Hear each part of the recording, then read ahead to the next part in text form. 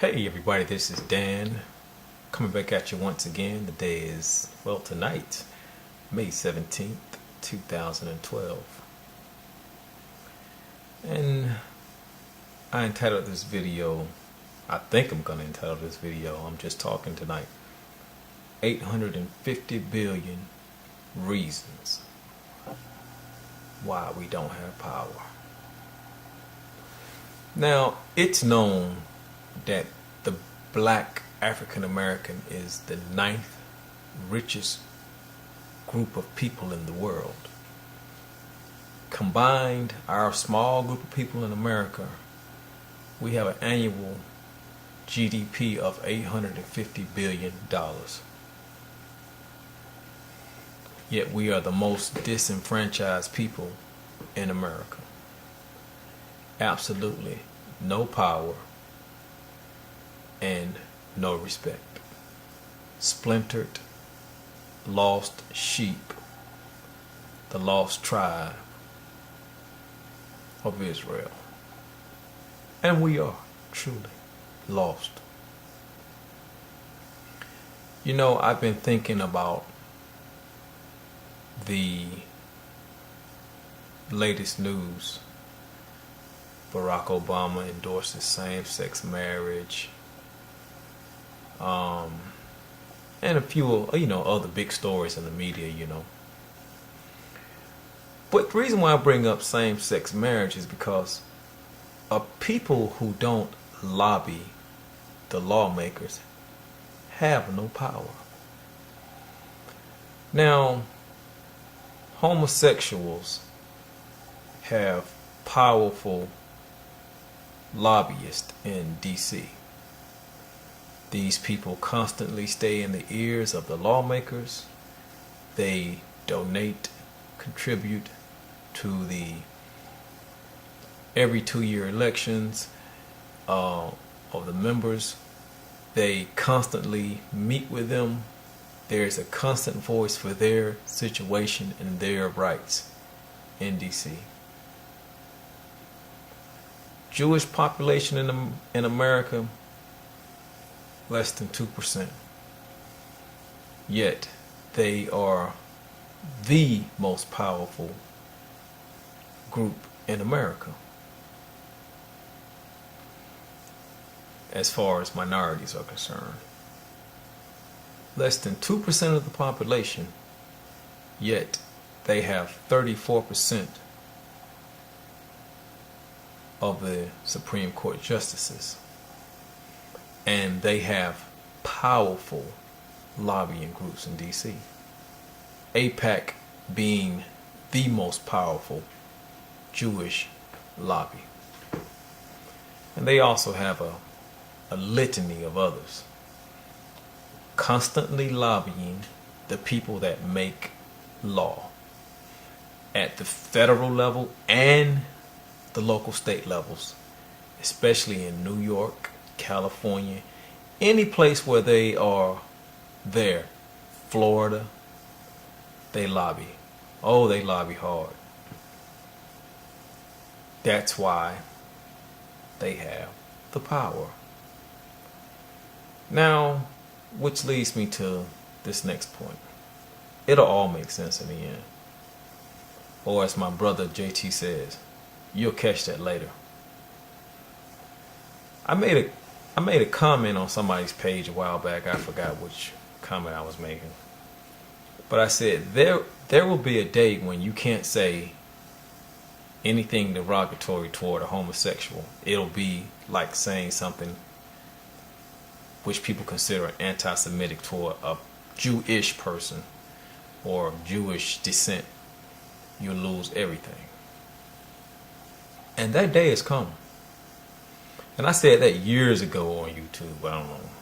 That day has come. The homosexual lobby, the homosexuals lobbying Congress, the senators, the state senators, the U.S. senators, the president, that day has come and it has paid off in spades for them. So, do you think the people that are actively speaking out, these so-called heterosexuals, especially the black man, do you think they're speaking out of sincerity or fear when they adamantly defend the right for gay people? Because let me remind you something. 10 years ago, they wouldn't have been so vocal about the rights of gay people. Is it sincerity or fear of losing everything? Now, we don't really have to look too far to see flaming examples of people that have lost everything when they speak derogatory toward the Jews, or the Jewish people, the European Jewish people in Israel, or here in America. And we don't have to look too far for people that didn't even directly say anything about gay people, just a subtle hint of being homophobic, and they've lost substantial things. We need look no further than Warren Ballantyne,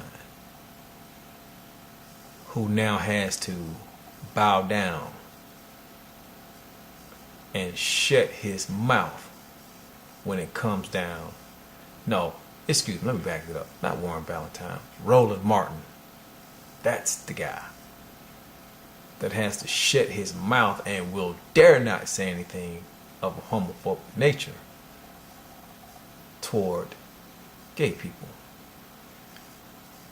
As a matter of fact, I saw him the other day when he was speaking about Barack Obama's statement in support of gay marriage. And you know he had to chime right on in and be the good boy, because they've taught him a lesson. Oh yeah, they taught him a lesson. He won't even say gay now. Scared. So is it sincerity or fear? But that brings me to my next point. Wouldn't it be nice if you could lose it all by saying nigger? What if they had a phobic word for disrespecting or using derogatory statements toward black people? But that day hasn't come yet. The reason why that day hasn't come yet, because we don't have any strong lobbying presence in DC. I saw a statistic years ago that said that animals have more lobbyists in DC than black people. And you know what? You damn right they do. Because look at what happened to Michael Vick. Now, mind you, I love animals. I love animals. Was raised with animals. But damn it, an animal is not more important than a human being. And he was punished. But think about it. Black people are shot down every single day or every week in America by the police, and not nary a word is uttered about that. Not one. We're disrespected, proportionately disrespected. We are degraded, denigrated on national TV all the time. All the time. On a regular basis. On channels like Fox, media outlets, online, news articles.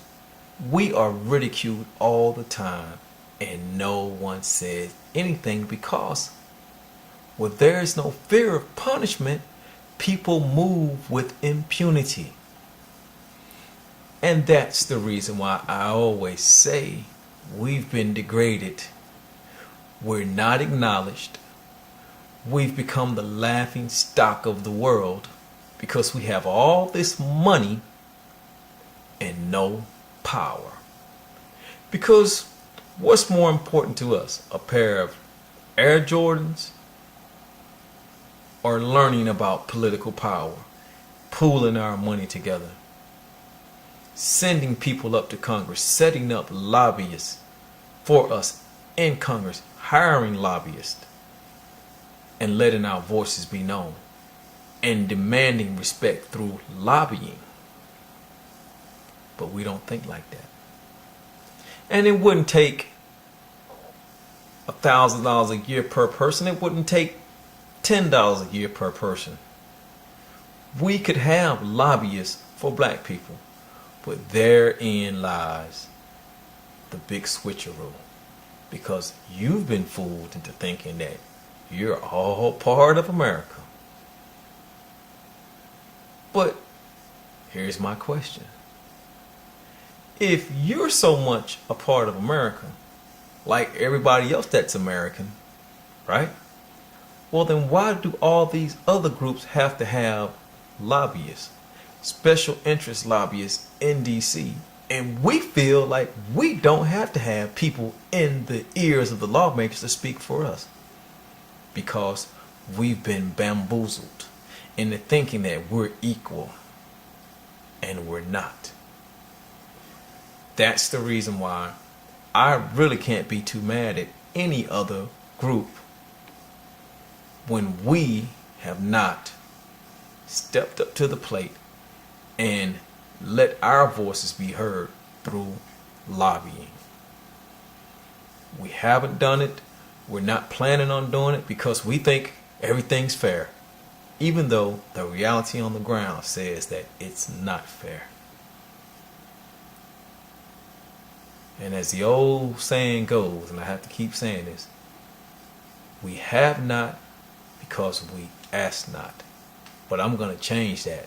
We have not because we demand not.